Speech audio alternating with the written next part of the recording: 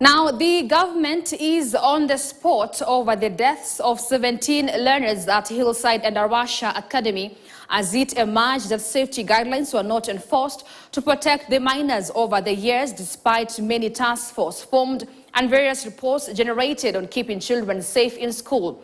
Field officials have failed to ensure compliance. Our reporter Ronald Kipruto with that story, voiced by Catherine Imuraget. The tragic death of 17 pupils at Hillside Endarasha Academy in Nyeri has once again brought the safety of learners in Kenyan schools under the spotlight.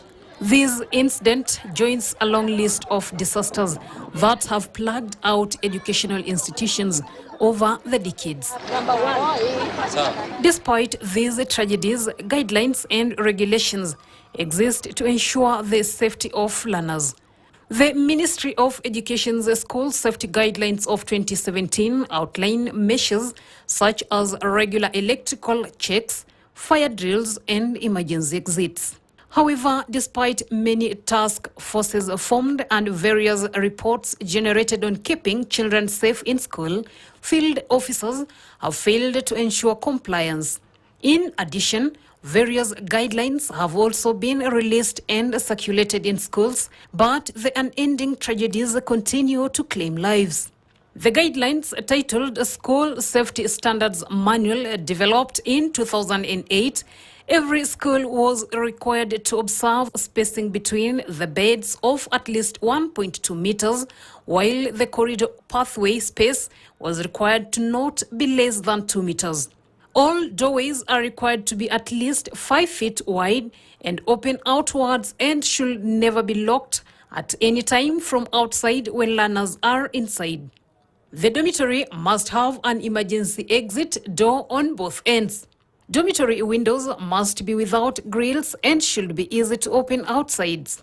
Fire extinguishing equipment should be functioning and placed at each exit, with fire alarms fitted at easily accessible points.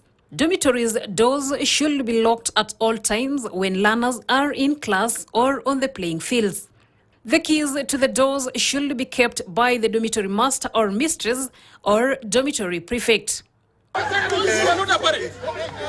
You are not a parent. You are not a parent. The safety manual also dictates that regular spot checks by the teachers and the administration should be undertaken before learners retire to bed, besides maintaining a roll call taken every day.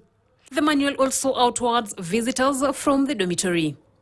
According to the manual, every school is required to post evacuation maps at every entrance and exit to buildings, classrooms, enclosed hallways, stairways, and offices.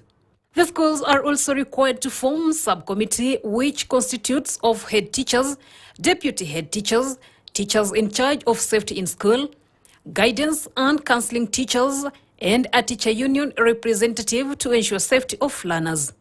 The work of the committee would be ensure regular check of power supply in school.